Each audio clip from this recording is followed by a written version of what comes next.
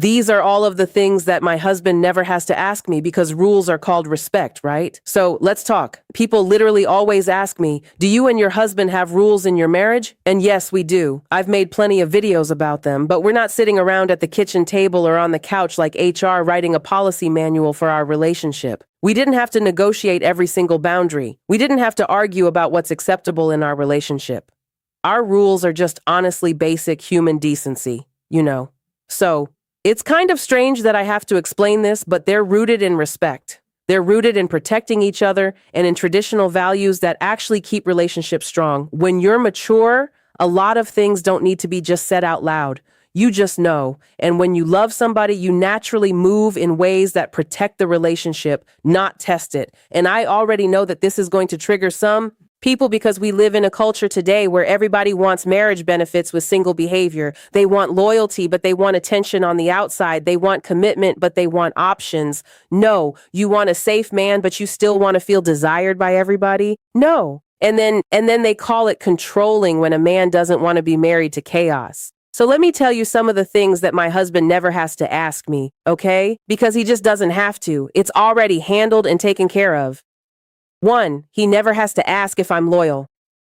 First, he never has to ask me if I'm being loyal to him. Why? Because I move like a loyal woman just in general. I don't entertain men. I don't keep a work husband. I don't have any male best friends, let alone male friends who secretly want me and orbit me.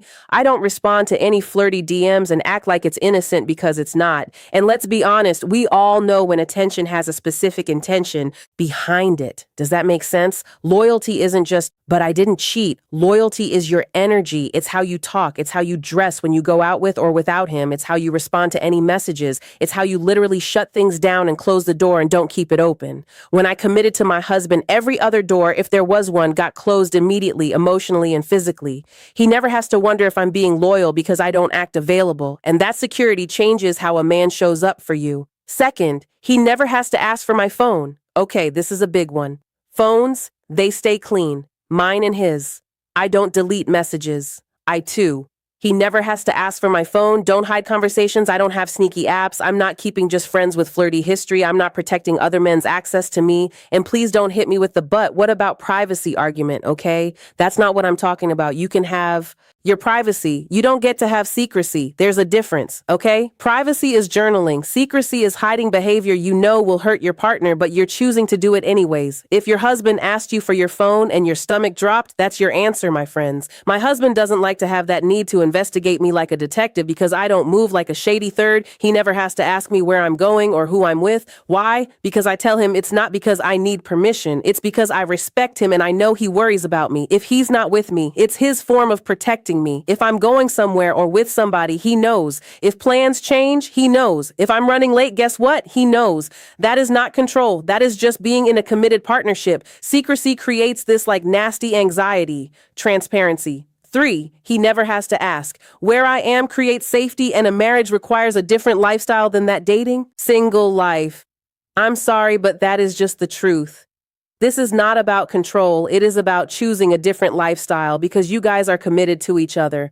The same way getting fit requires a different lifestyle, right? The same way building wealth requires discipline, commitment does too. People just aren't committed to each other anymore. We've normalized flirting. We've normalized secrecy. We've normalized, oh my gosh, it doesn't mean anything. And then we're shocked when the trust finally disappears. You cannot build a peaceful relationship while behaving like a single person with options. You just can't. 4th, he never has to ask me not to put myself in dumb situations because I don't play dumb. I don't go out and get drunk around single men. I don't go party and be in these environments that invite chaos. I don't go on freaking girls trips that look like a singles resort. Okay, but relax. I'm not saying women can't travel. I'm saying if you're married, why are you acting like you're auditioning to be single? And this is a part that people don't really like to hear. Most 4, I don't put myself in dumb situations cheating. It doesn't start because somebody's evil. It starts because they were in the wrong environment with the wrong people at the wrong time, feeling insecure, feeling unseen, feeling bored, and somebody gave them attention. And all it takes is one comment from the right guy at the right time, one. So no, I don't play in environments that invite disrespect. Again, that is not control. That is just common sense and maybe a little bit of wisdom. And let's just be honest for a second. If your husband was doing these things, would you be okay with it? If he was texting women women late at night, if he was going out drinking with his single friends, if he was hiding conversations or flipping his phone down or posting thirst traps,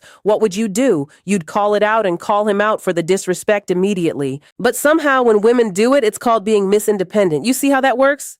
Fifth, he never has to ask me to respect him in public. I don't embarrass my man. I don't trash him to my friends or family. I don't tell stories that make him look weak. If I have an issue, I bring it to him, not the group chat. Some people don't want peace. They want allies. They don't want to fix the relationship. They want to be right. Respect protects the intimacy that you guys have. 6, he never has to ask me to communicate. I don't do the whole silent treatment. I don't do well. 5, I respect him publicly. No trashing him. You should just know. I don't do attitude instead of conversation. That's not feminine. That's emotional immaturity and very rude. If something bothers me, I say it calmly and directly, and he's there. He listens. Resentment kills love faster than an argument ever will. 7th, he never has to ask me to take care of myself. Okay, do you know what that means? I don't get comfortable and I don't stop trying. I take care of my body. I care about how I look. I stay healthy and in shape, but not for social media. For him, for me, and for us, attraction matters. Anybody that tells you otherwise is lying to your face. Attraction matters. Love does not replace effort and action. Marriage is not the finish line. It's the maintenance. 8th, he never has to ask me to protect his name or our image. Why? I don't post like I'm single. I don't crave outside attention. I don't entertain on the internet. If you constantly need validation, eventually you are going to sabotage your relationship because hunger always looks for the next hit. Always. 9th, he never has to ask me to prioritize our 6.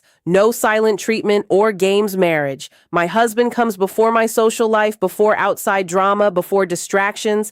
I mean it. That doesn't mean I don't have friends. It means I understand the priorities. Strong marriages don't happen accidentally. They are chosen daily. 10th, he never has to ask me to be emotionally safe. I don't weaponize emotions. I don't threaten leaving during fights. I don't scream to win, and I do not do low blows. You can be emotional without being destructive. Emotional safety is what keeps a man open. When a man feels attacked every single time he speaks, guess what? He shuts down. And then the women say, oh my God, he just doesn't communicate. He's not a good listener. Oh, kiss my rear. Okay, no. He learned that it wasn't safe because of your actions. 11th, he never has to ask me to stop competing with him. I want a husband, not a power struggle, okay? And he wants a wife, not another man. Some women are literally addicted to control and they call it independence, and then they wonder why they don't feel protected. If you want a 7, I still take care of myself, strong masculine man. You cannot punish masculinity and then beg for it later and then punish it again. 12th, he never has to ask me to be consistent. I don't love based on mood. I don't go hot and cold. I don't withhold affection. I don't make him earn basic kindness. Consistency is what creates that security. And this is the truth that nobody really talks about. When you live with these high standards, you don't ever have to beg for respect ever. When you move like a loyal woman, you attract loyalty. When you move with transparency, you attract trust. When you protect the relationship and the legacy that you guys are trying to build, the relationship protects you. Low standards invite chaos. High standards create peace, and peace is the real flex in a relationship. Not drama, not passion roller coasters. Peace.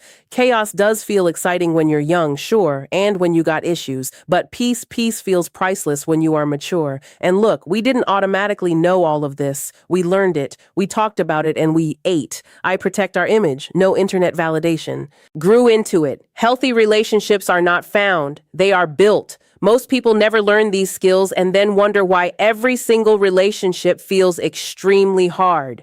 So let me end with this. Real love is not doing whatever you want. Real love is protecting what you chose. I know traditional values trigger people, but they shouldn't. Why? Why do they? Do you know what traditional values really means? Loyalty, respect, accountability, boundaries, polarity, and effort to make all of that work. And funny enough, those are the exact same traits that keep marriages strong. If you want modern behavior, expect modern outcomes. If you want a lasting marriage, you need timeless values. My husband doesn't have to ask me for these things. Not because I'm perfect, because I am far from it. I am a work in progress. But because I care about his peace. I care about our relationship and our bond that we have with each other. I care about protecting what we built. That's what love looks like in real life. Not vibes, not words, not even feelings. Standards, consistency, and respect.